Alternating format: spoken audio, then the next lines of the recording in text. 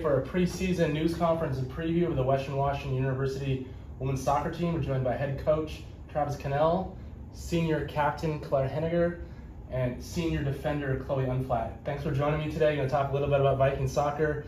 Today's media day, but you guys have been going hard since Monday with 2 days. Had a scrimmage exhibition game at Victoria yesterday. Coach, if you can just open up how the preseason has gone so far and just how excited you are to get this team back on campus.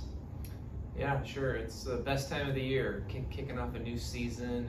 Everything is possible, and there's a lot of excitement with the coaches and players and staff, and so we're having a really good time. I mean, I guess that's the biggest takeaway from the first 3 days is we're enjoying each other, and we're enjoying getting started and figuring out who we're going to be as a team, and we're really enjoying each other in the process so far.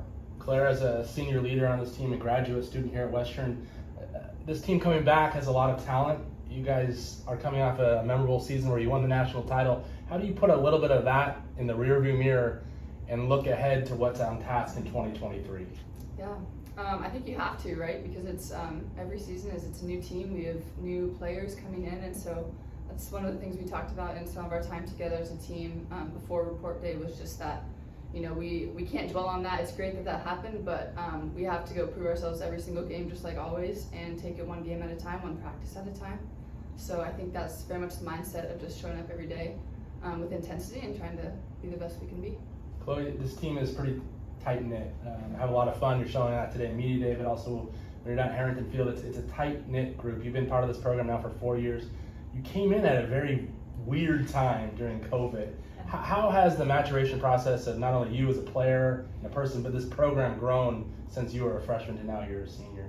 Yeah, well, coming into this program, I think I was instantly drawn to it already by what I could tell the culture was, and like just coming into something, you're like, how can I make a difference? How can I become part of like the fabric of this team? And coming in during like the tumultuous times of COVID, it was a lot. Like we were just with a couple people in a group, and then you had people reaching out to you and saying, hey, like we want you to be a part of this team, and that is just something that's carried over this last 4 years. And now like during our senior seasons, it's been something we are really trying to foster and build this belief, build this family, just as the whole team, and see if we can like continue that legacy, because that's really part of Western soccer. Coach, you guys have a pretty balanced roster, a good group of seniors, big group of sophomores that returned from a standout freshman year, also a great group of newcomers. How do you see them all blending together? I know it's only been 4 days, but how has that gone so far? Do you like what you're seeing with the blending of the classes? I do.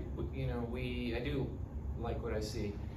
I have to give credit to the two people sitting next to me because they really set the tone for how we interact with each other, and they set an amazing example and are already far into the process of developing relationships with all these players, and including the new players. And so we lean heavily on these two, and they have come through big for us already in the first few days. We don't really think of them as classes, it's just really as players, and yeah, there's been so many great interactions already, and some of it's social, and some of it's relational, and then some of it's actually on the field. Kids already finding an understanding between each other and how to play well together and bring out the best in each other. So we're off to a good start. Claire, you get to see the whole field in front of you from your goalkeeper position.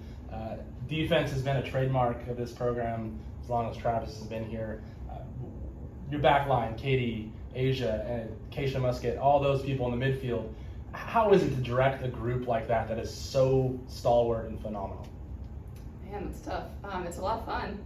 I enjoy it a lot. I think we work really hard at defense in pretty much every practice, and I think hopefully that it shows on the field, that it pays off. But I think that they just work so hard to not only understand the scheme and what we're trying to do, but then to go actually out and go do it and to make plays and to win knockdowns and headers. And so really it's like all the credit goes to they work so hard every day, and I think the new players coming in as well are already just grinding. So it's not really, I mean, I just get to watch them work most of the time, you know? Yeah.